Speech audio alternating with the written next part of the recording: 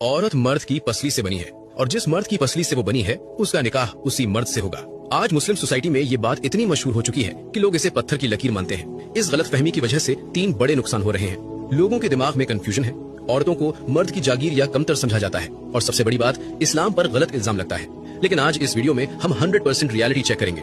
हम अपनी तरफ से कुछ नहीं बोलेंगे बल्कि कुरान और सही हदीस के सबूत आपके सामने रखेंगे ताकि आज के बाद इस टॉपिक पर कोई डाउट बाकी न रहे। इस्लाम की बुनियाद कुरान है, तो सबसे पहले देखते हैं कि अल्लाह क्या फरमाता है। सूरह अन-निसा आयत नंबर 1 में अल्लाह ने इंसान की पैदाइश का उसूल बताया है।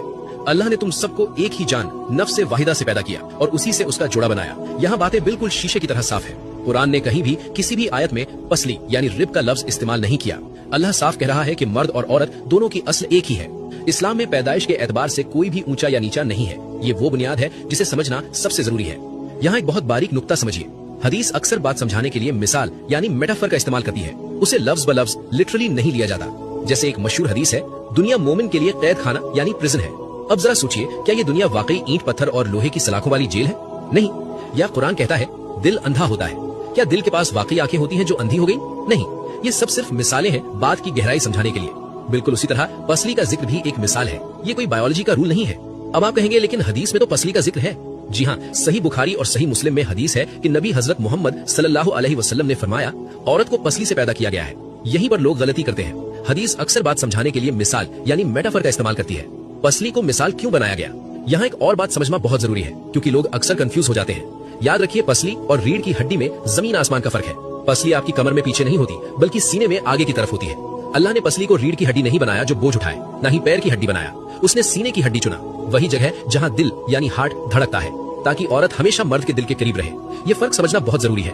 पसली हमारे सीने में दिल और फेफड़ों की हिफाजत करती है। पसली सीधी नहीं होती, वो कर्व्ड मुड़ी हुई होती है। अगर आप पसली को हथौड़े से सीधा करेंगे तो वो टूट जाएगी। नबी सल्लल्लाहु अलैहि वसल्लम यही समझा रहे थे कि औरत की फितरत नाजुक और जज्बाती होती है। वो दिल की हिफाजत करने वाली है। उसे जबरदस्ती सीधा करने की कोशिश मत करो। इस हदीस का मकसद ये बताना नहीं था कि औरत हड्डी से बनी है, बल्कि इसका मकसद मर्दों को वार्निंग देना था। हदीस के अल्फाज है, अगर तुम उसे जबरदस्ती सीधा करने की कोशिश करोगे तो तुम उसे तोड़ दोगे। और हदीस में आगे आता है कि उसका टूटना तलाक है। ये बायोलॉजी नहीं, ये रिलेशनशिप साइकोलॉजी है। रसूल सल्लल्लाहु अलैहि वसल्लम कह रहे हैं कि औरत के इमोशंस और उसकी फितरत को कंट्रोल मत करो, उसके साथ नरमी से पेश आओ। अगर तुम उसे अपनी तरह सख्त बनाना चाहोगे तो रिश्ता टूट जाएगा। और आखिर में वो निकाह वाली बात कि निकाह उसी से होगा जिसकी पसली है, ये बात सरासर गलत है। इस्लाम में निकाह तकदीर और पसंद का मामला है, हड्डियों के जुड़ने का नहीं। तो खुलासा ये है, कुरान कहता है मर्द औरत एक जान से बने हैं।